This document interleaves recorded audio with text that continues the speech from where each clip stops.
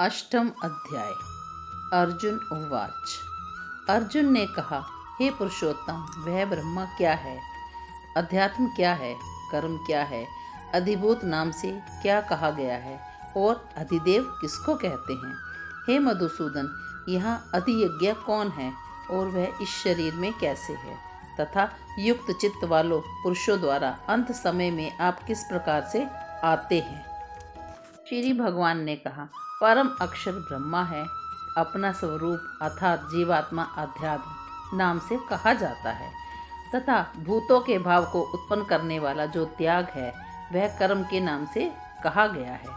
उत्पत्ति विनाश धर्म वाले सब पदार्थ अधिभूत हैं। हिरण्य में पुरुष अधिदेव है। और हे देहधारियों में श्रेष्ठ अर्जुन, इस शरीर में वसुदेव ही अंतर्यामी रूप से अधियज्ञ हूँ। जो पुरुष अनंत काल में ही मुझको स्मरण करता हुआ शरीर को त्याग कर जाता है वह मेरे साक्षात स्वरूप को प्राप्त होता है, इसमें कुछ भी संशय नहीं।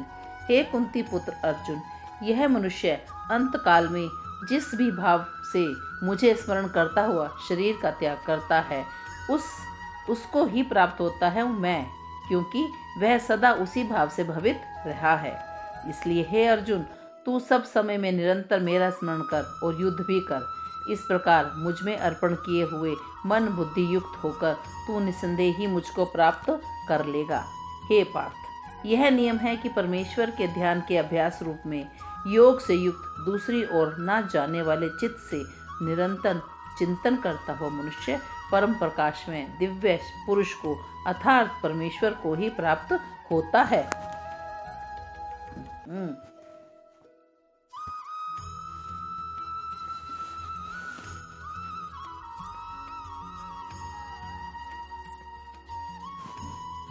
जो पुरुष सर्वज्ञ अनादि सबके नियंता सूक्ष्म से भी अति सूक्ष्म सबके भरण पोषण करने वाले अचिंत्य स्वरूप सूर्य के सदृश नित्य चेतन प्रकाश रूप और अविद्या अति से परे शुद्ध सच्चिदानंद परमेश्वर स्मरण करता है, वह भक्ति युक्त पुरुष अनंत काल में योग बल से भ्रुकुटी के मध्य में प्राण को अच्छी प्रकार स्थापित करके फिर निश्चल मन से मन को स्मरण करता हुआ उस दिव्य रूप परम पुरुष परमात्मा को ही प्राप्त होता है।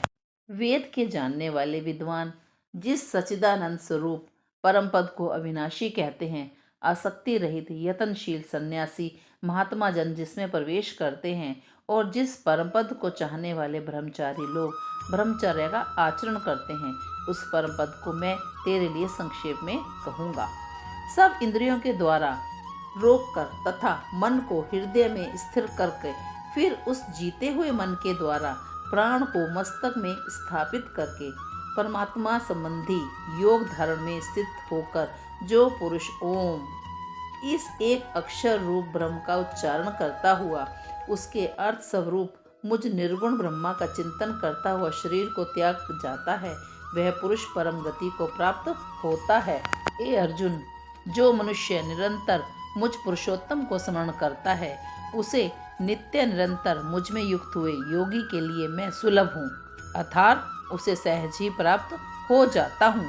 परम सिद्धि को प्राप्त महात्मा जन मुझको प्राप्त होकर दुखों के घर एवं शरण भंगुर पुनर्जन्म को प्राप्त नहीं होते। अर्जुन, ब्रह्मलोक पर्यंत सब लोग पुनरावर्ती हैं, परंतु हे कुंती पुत्र, मुझको प्राप्त होकर पुनर्जन्म नहीं होता, क्योंकि मैं कालातीत हूँ और ये सब ब्रह्मादि के लोक काल के द्वारा सीमित होने से अनित्य है।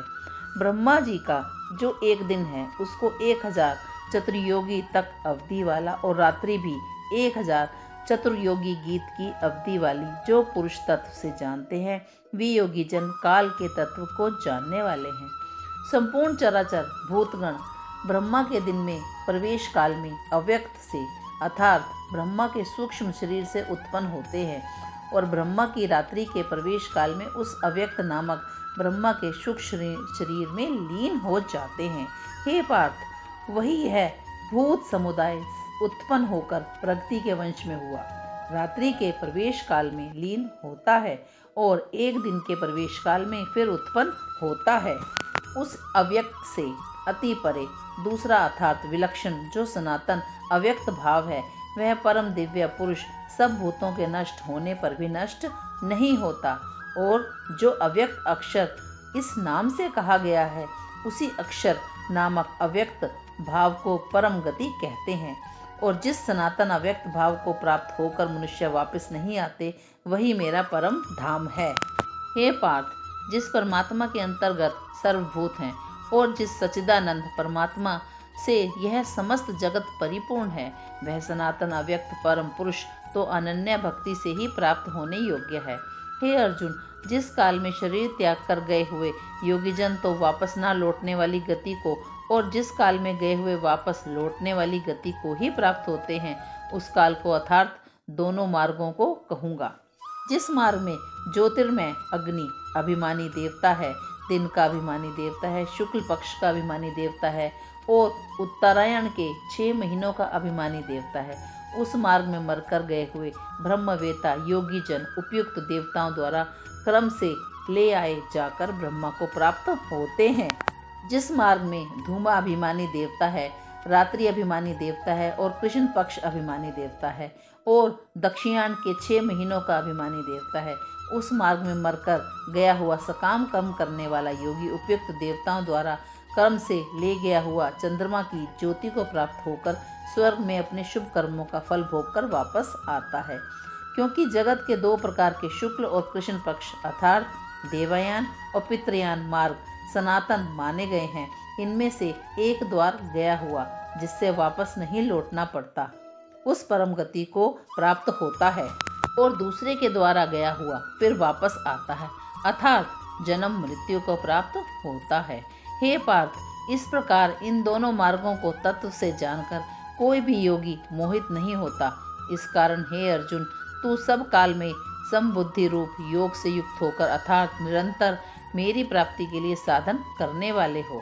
योगी पुरुष इस रहस्य को तत्व से जानकर वेदों के पढ़ने में तथा यज्ञ तप दान आदि करने से जो फल प्राप्त होता है, उस सब को निसंदेह उल्लंघन नहीं करा जा सकता और सनातन परम पद को प्राप्त होता है।